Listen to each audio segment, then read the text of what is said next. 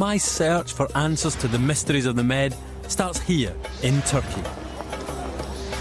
The bridge between Europe and Asia. Istanbul is one of the world's greatest cities, the former capital of two great empires, first the Byzantine, then the Ottoman. Its rich cultural heritage and colourful street life attracts visitors from all over the world. But I've got a different agenda from your typical tourist. As you know, Turkish carpets are beautiful. I really don't want a carpet. Can't carry them. I'm looking for rocks, actually. That's very nice. Turkish tonight. Turkish Viagra. Turkish Viagra. Really? I better not eat anymore. Hold on. If you're a tourist, then you'll be entranced by all the sights and sounds of this hustle and bustle. But if you're a geologist like me, then you'll be searching for clues to explain the region's turbulent geological history.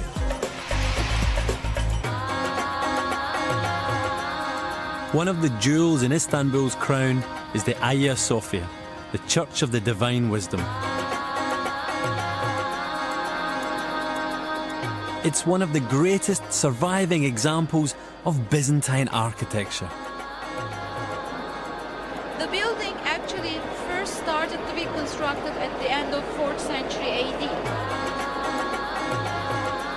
For nearly 1,000 years, the Hagia Sophia was the largest enclosed space in the world. All the minarets, there's Arabic writing. It is Allah, the name of the God.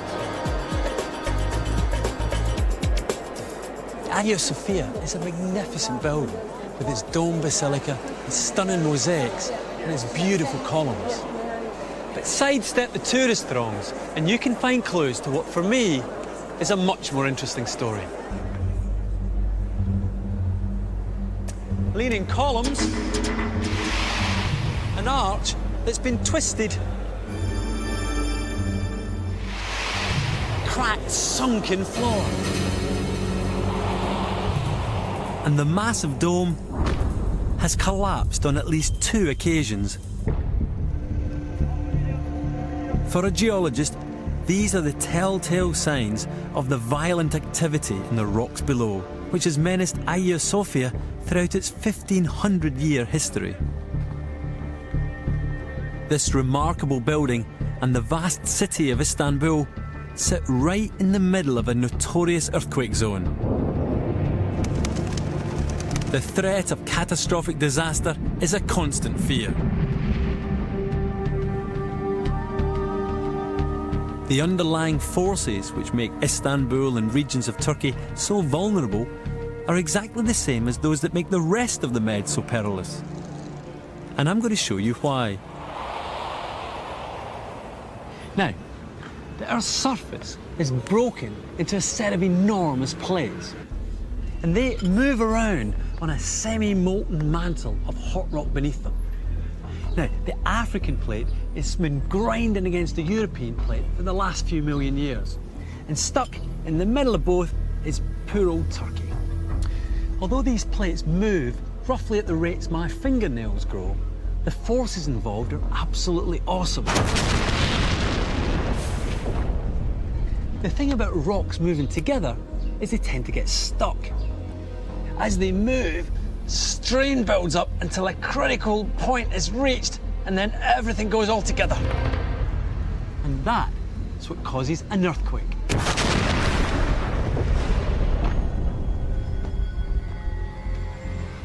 Turkey actually has a giant cobweb of fault lines crisscrossing it, and I'm walking on one of them.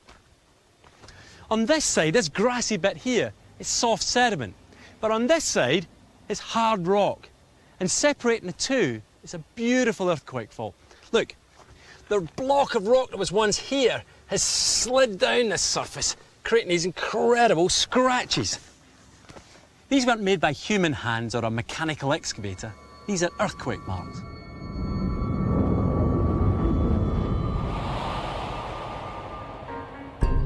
Millions of people in Turkey live under the threat of one of the most treacherous faults on the planet. It's the North Anatolian Fault, slicing through the top of the country for over 1,000 kilometres. In the last 100 years alone, there have been 11 major earthquakes along this fault line. And one of the most devastating was in 1999, and it happened just down the road.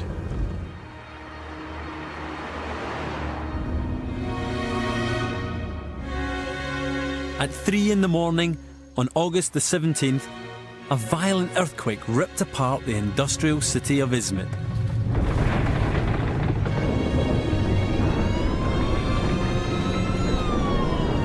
It lasted just 45 seconds, time enough to kill 25,000 people, injure 44,000, and damage or destroy nearly 300,000 homes.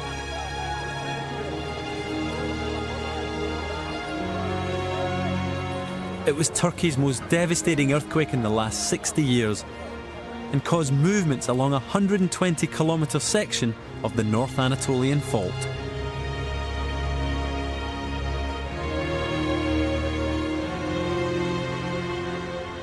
Directly in its path was this petrol station.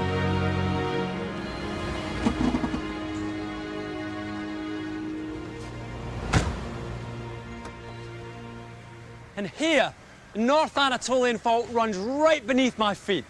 On this side, we've got the Turkish plate, and on this side, we've got the European plate.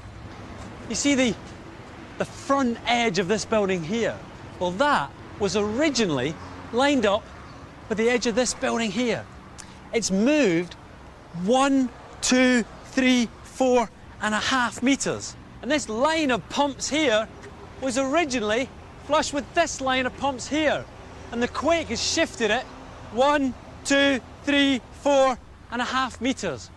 And the edge of this forecourt here was flush with the edge here. So it has moved 1, 2, 3, 4.5 metres. Now the amazing thing was that under this one there's a petrol tank, and under this one there's a petrol tank. And the earthquake rupture ripped right between the two. A few metres either side, and this place would have been totally obliterated.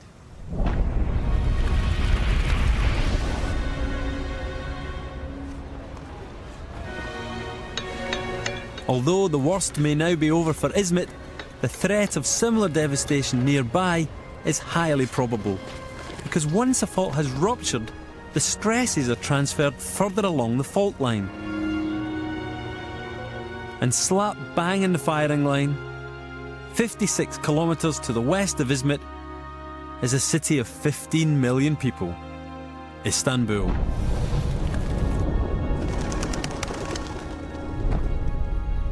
Ironically, the fault lines which threaten Istanbul have brought opportunities elsewhere. The huge network of cracks in the ground act as pathways for all kinds of stuff to rise to the surface. And it's not all bad.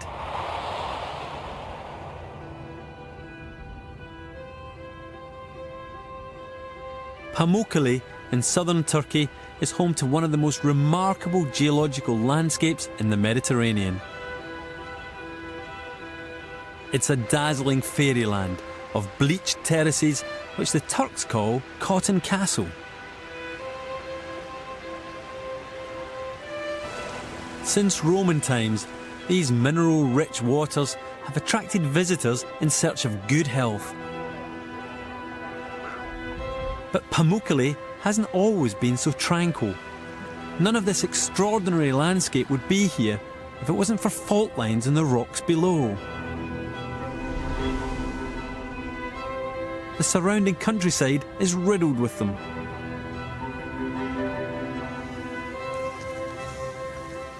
I'm walking inside a giant crack in the Earth's surface. Deep below, the Earth is like a geological cooking pot. Below the Earth's crust, a semi-molten hot mantle is heating up ingredients like gas and minerals and water that want to get to the surface. And it's the pathways created by cracks like these that provide the escape route.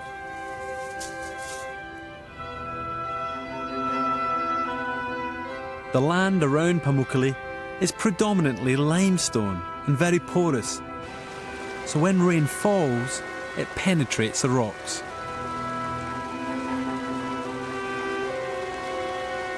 Decaying plant material on the surface makes the rainwater acidic. So as it seeps underground, it carves channels through the limestone. Eventually the water, which by now is saturated in the dissolved ingredients of limestone, is heated up by hot rocks below and flows back up to the surface. And it gets there by rising up through cracks and fault lines. This is where the water bubbles up to the surface from the rocks below. It comes out from these springs, it tumbles down the cliff, and then it spills out over this cascade of pools. It's absolutely fantastic. As the water surges over the edge, the limestone is deposited on the terraces. This process has been going on for at least 14,000 years. And the spas of Pamukkale are as popular today as they were in Roman times. These waters are absolutely laden with dissolved minerals, and they're supposed to be good for a whole range of problems. I mean, look at this here. Look, the minerals are things like calcium and magnesium. In gases, we get stuff full of carbon dioxide, and down here, the waters are even radioactive. And in terms of the diseases that these waters are supposed to help, well, we've got obesity, we've got gastritis, we've even got constipation. I think I should get my trunks on. These waters are good for you? Yeah, quite good. You're feeling better? Well, somewhat. We are feeling younger. And relaxing. You're relaxing. I was here 2 years ago and my hair was silky So it and makes my you skin was very soft. Right. Do you not smell the water? Do you like that smell? Like a water. It smells a bit funny. Then it's got radioactivity, it says. It's very high in radioactivity. I think it's very low radioactivity according to the table. Right. It's very low. That makes me feel much better.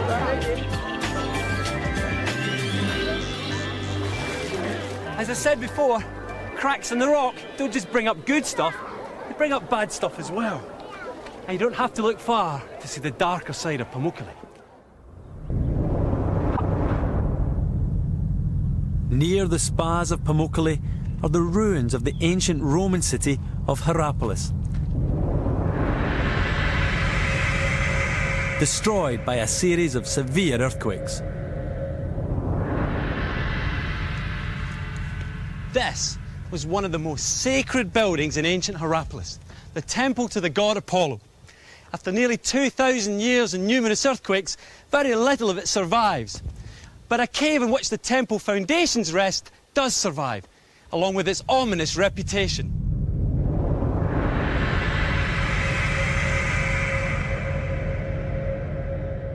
The cave was called the Plutonium, and it was a sacred shrine to Pluto, god of the dead and of the underworld. And the ancient Greeks thought that it led straight to hell. Any living creature that entered the cave died instantly. It was a mystery to which geology holds the key. Today, the cave lies behind this wall. Apparently in ancient times, it was impossible to see the floor of the cave because it was so thick with vapours. And this is a clue. This deadly cave was full of poisonous gas. And it still is. You can hear water and gas bubbling away. And that is why this is bricked up, so that nosy people like me don't get gassed. And where did all this gas come from? Well, as ever, from the rocks below.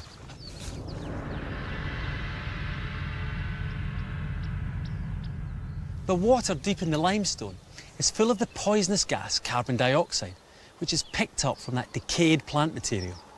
In the rocks, pressure keeps the gas dissolved in liquid, just like the gas in this fizzy water. But when earthquakes open cracks in the rock, the liquid gas comes to the surface. And because it's not under pressure, it escapes into the air. That's fine if you're up here with plenty of oxygen to breathe. But if you're down there in Pluto's cave, it's another matter. Once the deadly carbon dioxide was released from the rocks in the cave, it had nowhere to go. Heavier than air, it would have sat like a cloud, poisoning anyone who entered.